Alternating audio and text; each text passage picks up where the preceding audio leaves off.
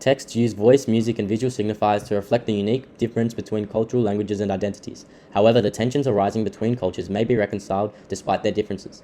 Rachel Perkins' musical drama One Night the Moon, produced in 2001, highlights the unique perspectives amongst white settlers and Indigenous people in 1930s outback Australia, portraying the racial prejudice of the early settlers. The main protagonists, Jim, a white settler, and Albert, an Indigenous tracker, are contrasted to explore the differences by portraying the interaction between these cultures. Perkins introduces the notion of a new Australian identity where the voices can connect. Being the daughter of a prominent Indigenous activist, Perkins amplifies the Indigenous voice in a post-colonial context.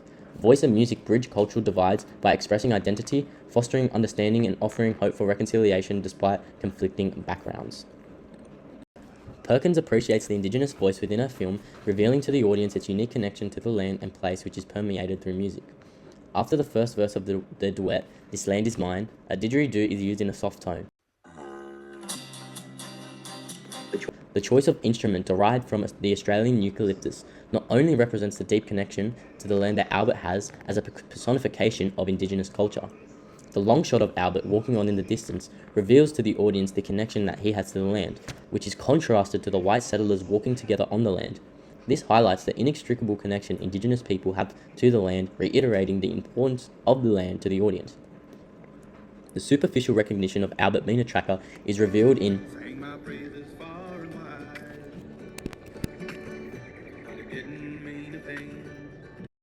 The use of irony reveals how Aboriginal people were disallowed from contributing their knowledge and understanding to Australian society. Thus, the audience is provoked to empathise with the suppression of the Indigenous voice, invoking the audience to see the racial inequalities that Indigenous cultures faced. Therefore, Perkins' use of Albert to express the Indigenous voice throughout her film allows the audience to understand the unique difference between cultural groups.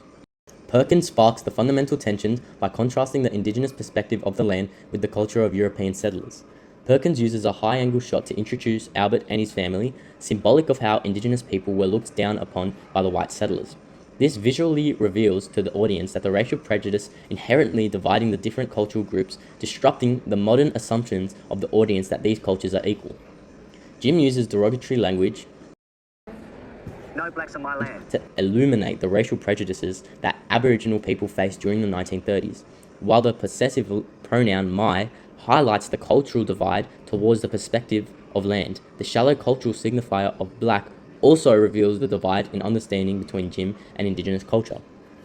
The Anglo-Celtic music used when they are searching for Jim's daughter Emily uses a high-pitched tone to confront the audience, revealing the lack of understanding of cultures during the 1930s, which allows the audiences to reflect upon their own understandings of culture. Perkins uses the white settlers to represent the lack of knowledge to confront the audience, allowing them to understand the importance of unity and accepting everyone's voice.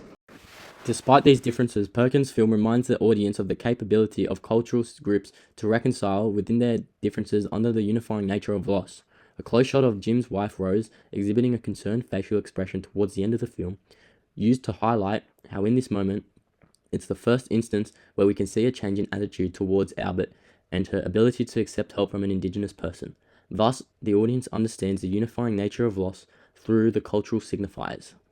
The Aboriginal woman singing at the funeral, paired with a reverberating low note, symbolises the reconciliation between both the cultures, allowing the audience to appreciate that cultures can reconcile despite their differences. A medium shot captures a final embrace between Albert and Rose with no dialogue and only diegetic ambient sound. Through this, Perkins not only portrays the connection between the characters, but also the acknowledgement for the connection between cultures after loss. Indeed, the death of Emily is a metaphor for the inherent loss of value arising from misunderstanding between cultures rather than the cultural differences themselves. Perkins' representation of the interaction between cultures acts as a reminder that through collaboration of cultures, we can create a new Australian identity of unity. Perkins' One Night the Moon explores the key differences between Indigenous and white Australians through contrasting the perspectives. The film signifies the significant impact of how prejudice affects cultures while revealing hope for reconciliation. Overall, Perkins reiterates that understanding the key differences between voices of cultures is essential in building a more unified Australia. Perkins' voice and music within the film used to highlight the cultural divide and racial prejudice that was shown to Indigenous people from white settlers, ultimately revealing to the audience that through exploring the differences between cultures, text can inspire reconciliation and unity.